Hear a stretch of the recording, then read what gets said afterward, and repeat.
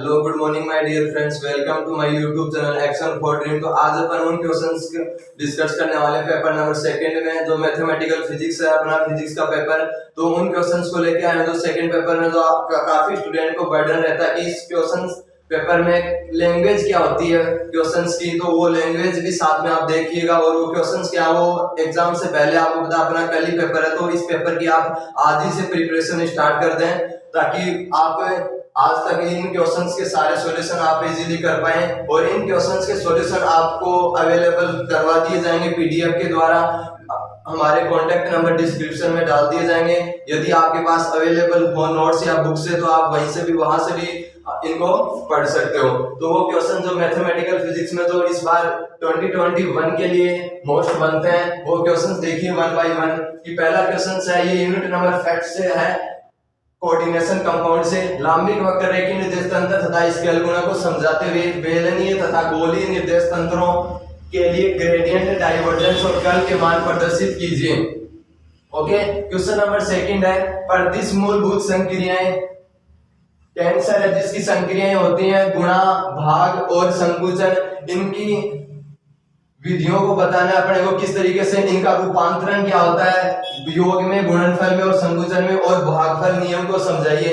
Okay, और सिद्ध कीजिए कि यह क्वेश्चन भी टेंसर से उठाया गया है। ये तीन स्थितियां हैं, ऐसे भी क्वेश्चन आ सकता है कि सिद्ध कीजिए। और ये तीन स्थितियां आपसे पूछी जा सकती हैं एग्जाम में कि कण का वेग तथा त्वरण परिदिश होता है, ये सिद्ध कीजिए। या फिर आपसे ये दोनों में से एक उठाया जा सकता है। तो क्वेश्चन नंबर 4 है, डिराक डेल्टा फलन को परिभाषित कीजिए तथा दिए गए गुणधर्म को सिद्ध कीजिए।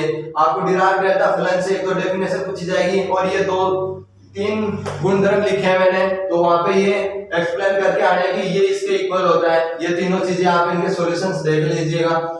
क्वेश्चन नंबर 4 है, चतुर्विम वेग और चतुर्विम समय की निश्चरता को सिद्ध कीजिए तथा चतुर्विम बल का चतुर्थ घटक भी बताइए। तो इसकी लैंग्वेज चेंज भी हो तो किस तरीके से होगी कि चतुर्विम वेग रूपांतरण या चतुर्विम समय रूपांतरण की समीकरण को बताइए। ओके, यहाँ पे क्या है कि इनकी निश्चलता को सिद्ध कीजिए। तो ऐसे भी क्वेश्चंस को चेंज किया जा सकता है, तो आप मैनेज कर लीजिएगा।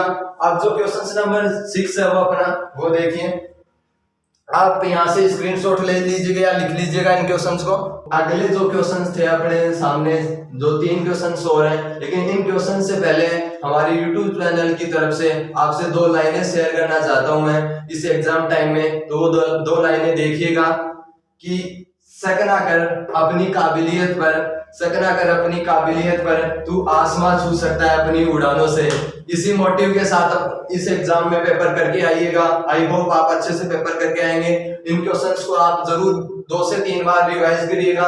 और जो क्वेश्चन नंबर 6 और 7 8 है वो देख लीजिएगा कि लोरेंज रूपांतरण का ज्यामितीय अर्थ बताते हुए लोरेंज का वेग, त्वरण और संवेग रूपांतरण को समझाइए। तो यहाँ से आपको वेग भी पूछा जा सकता है, त्वरण और संवेग में भी। ओके, क्वेश्चन नंबर 7 है, लोरेंज फिट्जेराल्ड संकुचन तथा कोल विस्फारण को समझाइए तथा लोरेंज रूपांतरण इक्वल टू mc स्क्वायर की लैंग्वेज कैसे भी चेंज हो सकती है। वहां पे ये क्वेश्चन भी पूछा जा सकता है कि आइंस्टीन का द्रव्यमान ऊर्जा संबंध भी व्युत्पन्न कीजिए। और बात करूं फिट्जेराल्ड संकुचन यह किसमें रूपांतरण है लोरेंज का? लंबाई में।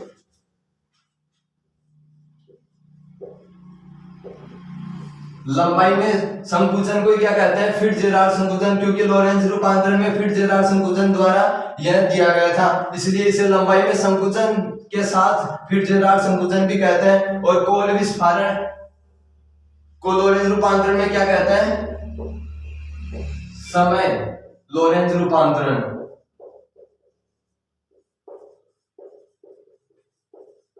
तो यदि वहां पे लैंग्वेज चेंज हो जाए तो आप ऐसे मत सोचिएगा कि ये क्वेश्चंस यहां से नहीं उठाया गया है। कोल विस्फारण समय में लोरेंज रूपांतरण ही पूछा गया है यहाँ पे भी।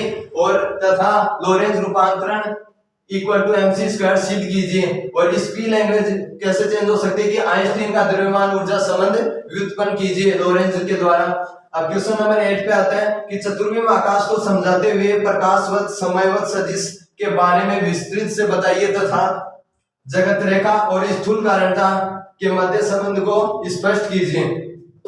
ये क्वेश्चंस पूरा डेफिनेशन का पार्ट है, इसमें आपको ये डेफिनेशन पूछी जाएंगी। चतुर्विम आकाश किसे कहते हैं, ओके, और चतुर्विम आकाश में प्रकाशवत समयवत सदिश के बारे में बताना है तथा इनके आधार पे किनको बताना है, जगत रेखा और स्थूल कारणता के मध्य संबंध बताना है।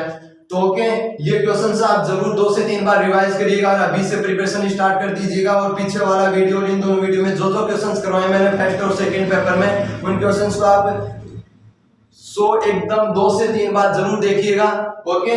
और आप डेफिनेटली यहाँ से 2 से 3 क्वेश्चंस आराम से अटेम्प्ट कर पाओगे फर्स्ट पेपर में भी और सिमिलर सेकंड पेपर में भी, okay. Best of luck guys, और एनी डाउट्स तो ask me in comment box, okay.